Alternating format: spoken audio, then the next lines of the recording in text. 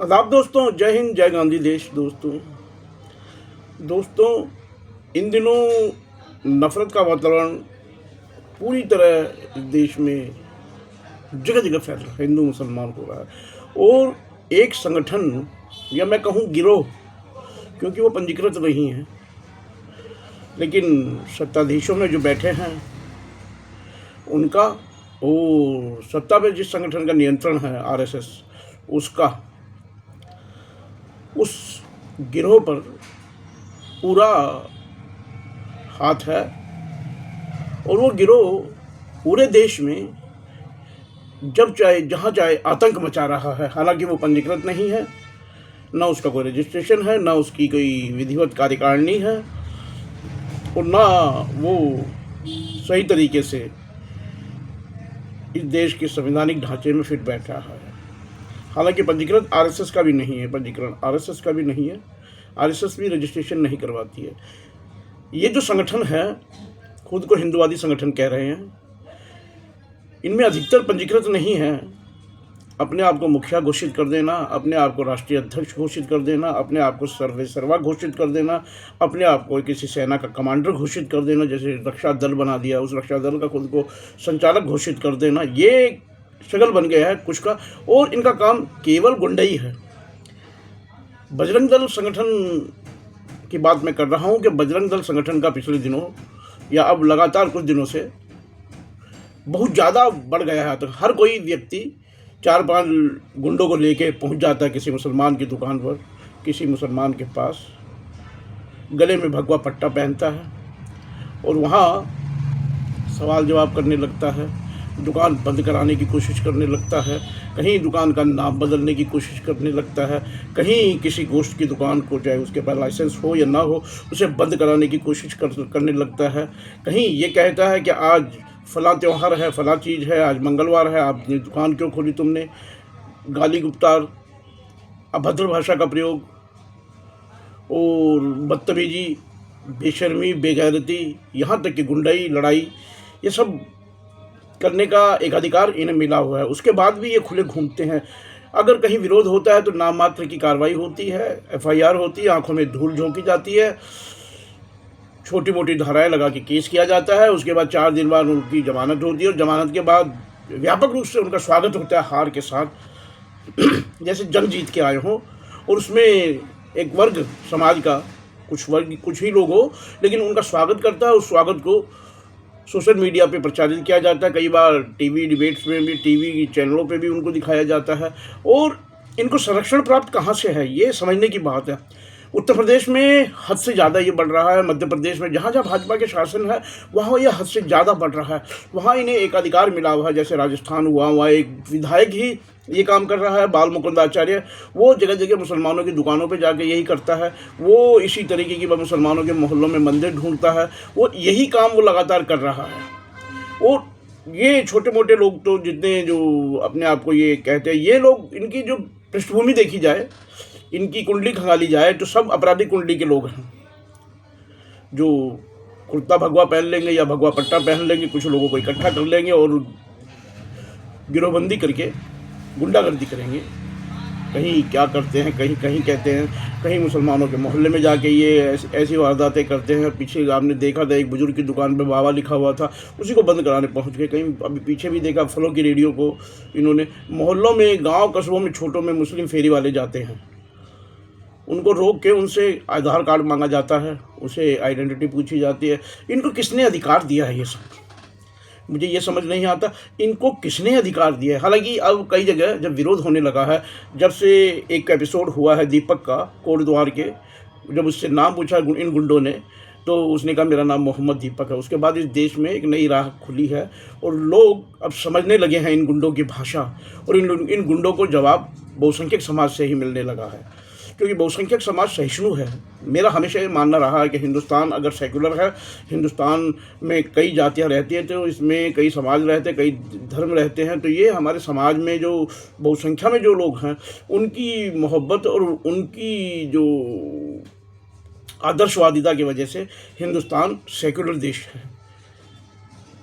अल्पसंख्यकों के हितों की रक्षा हम सदा करते रहे हैं। हालांकि इस समय अल्पसंख्यकों के अधिकारों के प्रति जूझना पड़ रहा है। और इस संघर्ष में मुझे सबसे खुशी की बात यह है कि मुसलमानों से ज़्यादा गैर मुस्लिमों से हमदर्दी मिल रही है मुसलमानों को, और एक्टिव मुसलमानों से ज़्यादा सक्रिय गैर मुस्लिम है।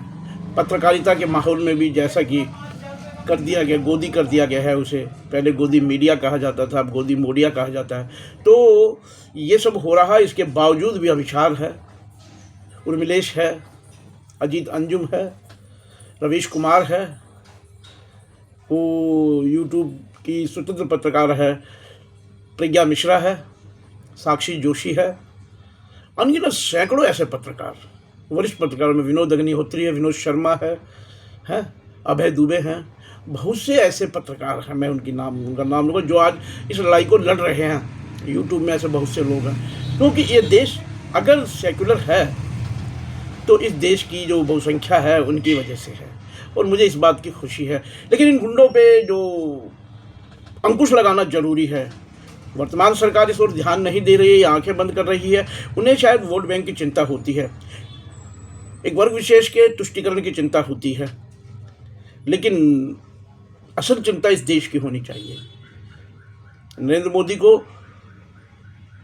जब उन्होंने प्रधानमंत्री पद की शपथ ली थी, कैबिनेट ने प्रधानमंत्री पद की कैबिनेट ने जो शपथ ली थी उनके साथ, उन सब ने बिना राग द्वेष के भारत के संविधान की शपथ ली थी। उन्होंने कहा था कि मैं बिना राग द्वेष के भारत की अक्षुण्णता, स्वतंत्रता को अक्षुण्ण रखूँगा, प्रभुता को अक्षुण्ण रखूँगा, और जो विषय मेरे सामने लाया जाएगा उसे बिना राग द्वेष के मैं हल करूँगा। लेकिन यूपी में आदित्यनाथ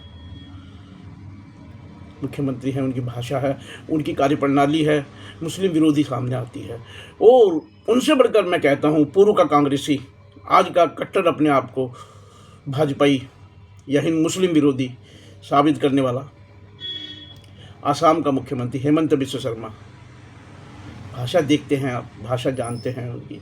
और केंद्र में मंत्री कुछ ऐसे हैं जिनकी शिक्षा दीक्षा के बारे में तो हम कुछ कह नहीं सकते, क्योंकि हमें लगता नहीं कि वो शिक्षित हैं इतने। गिरिराज सिंह हैं, जिस तरह मुसलमानों के बारे में कहते हैं मुसलमानों को नमक हराम, ऐसे बहुत से विधायक भी हैं भारतीय जनता पार्टी के।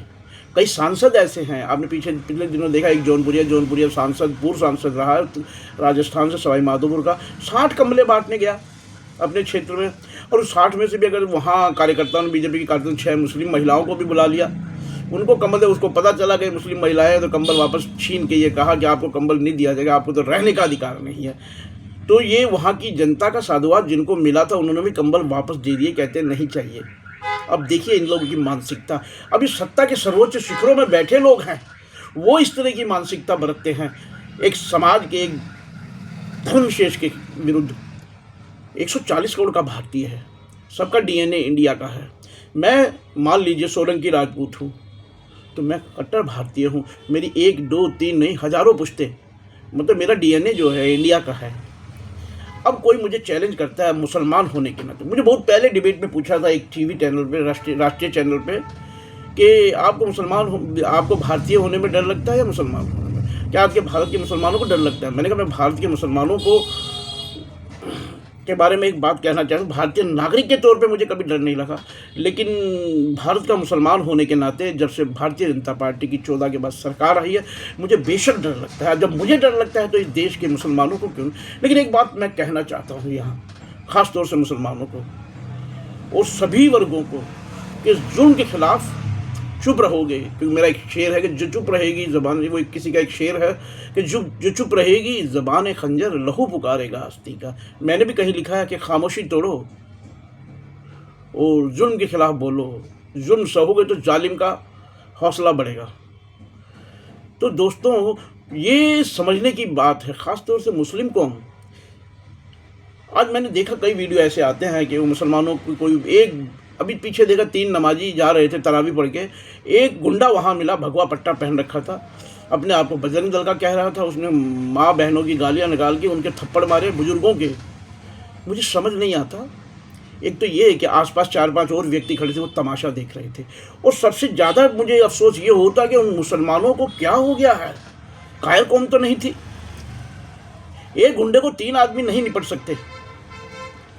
प्रशासन कहाँ बैठा है, कहाँ चुप होकर बैठा है, ये समझ नहीं आता। लेकिन आप जागरूक हो, आपको अगर कोई प्रतिवाद करता है, आपके साथ कोई मारपीट करता है, तो आप उसका प्रतिवाद करें, उसका प्रतिरोध करें, उसको जवाब दें, क्योंकि संविधान ने आपको हक दिया है जुल्म के खिलाफ लड़ने का, जालिम के खिलाफ लड़ने का, लेकिन आप उसे पूरा नहीं कर पा रहे हैं। मुझे नहीं समझ आ रहा कि आप इतने डरते क्यों हैं, डर क्यों रहे हैं। क्योंकि इस्लाम ने जुल्म के खिलाफ लड़ना मुसलमान को सिखाया है, और जिहाद उसी को कहते हैं कि जालिम और जुल्म के खिलाफ लड़ना वही जिहाद होता है। अपने अंदर जो बुराई है उसके खिलाफ लड़ना वो जिहाद होता है। इंसानियत की हिफाजत करने को कहते हैं, लड़ना उसको जिहाद कहते हैं। तो मुसलमानों को ये सोचना होगा कि इस लड़ाई में हम अकेले नहीं हैं। इस देश में करोड़ों हिंदुओं का बहुसंख्यक वर्ग इस देश में साथ है हमारे। तो जुल्म के खिलाफ चुप मत रहिए। और सरकारों से मेरी आग्रह है, भारत सरकार से आग्रह है कि इस संगठन के खिलाफ, इस तरीके का संगठन चाहे वो किसी भी वर्ग का हो, अगर आप सिमी पे, पीएफआई पे बैन लगा सकते हैं, जमात इस्लामी के खिलाफ बोल सकते हैं, आप सिखों के जो संगठन है उनके खिलाफ आवाज़ उठा सकते हैं, तो आप बजरंग दल जैसे संगठन के जो गुंडई पे उतरा हुआ है और जिसको ये सर्टिफिकेट मिला हुआ हिंदू होने का, तो वो हिंदू कौन है ये निर्णय वो करेगा, या इस देश का राष्ट्रवादी कौन है इसका निर्णय वो करेगा। कोई क्या खाता है, कोई क्या पहनता है, ये फैसला बजरंग दल जैसा संगठन करेगा, विश्व हिंदू परिषद जैसा संगठन करेगा। मेरा विचार, मेरी आस्था जिसमें है मैं उसी के हिसाब से चलूँगा। मुझे मेरा संविधान इस चीज़ की इजाज़त देता है। तो दूसरा आर्टिकल 25, आर्टिकल 29, आर्टिकल 26, आर्टिकल 31, 30 सब में एक भारतीय होने के नाते मुझे धार्मिक पहचान, धार्मिक स्वतंत्रता, धार्मिक प्रतीक, धार्मिक जो आस्था की हिफाजत करने के लिए मुझे अधिकार देता है। मैं क्या खाऊं इसका मुझे अधिकार देता है, मैं क्या पहनूं मुझे इसका अधिकार देता है। इसके लिए कोई दूसरा तय नहीं करेगा कि मैं क्या पहनूंगा, क्या खाऊंगा, किसे मानूंगा। बहुत सी अब बार बार वंदे मातरम बोलिए। मैं जब कहता हूँ माज़ वतन हिंदुस्तान जिंदाबाद, आप बोलिए मेरे साथ। वंदे मातरम में माँ की वंदना होती है। मुसलमान माँ की वंदना नहीं करता, माँ की पूजा नहीं करता, न किसी इंसान की किसी की पूजा नहीं करता, वो सिर्फ अल्लाह की इबादत करता है, पूजा करता है।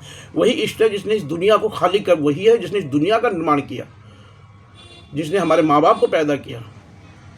इंसान गर्भ से निकला है तो वो ईश्वर नहीं हो सकता, वो संत अवतार हो सकता है, वो महात्मा फ़कीर हो सकता है, वो बुजुर्ग हो सकता है, लेकिन वो ईश्वर कहाँ हो सकता है। एक मनुष्य ईश्वर हो सकता है जिसने जन्म लिया हो माँ के पेट से, और वो संसर्ग से जन्म लेता है।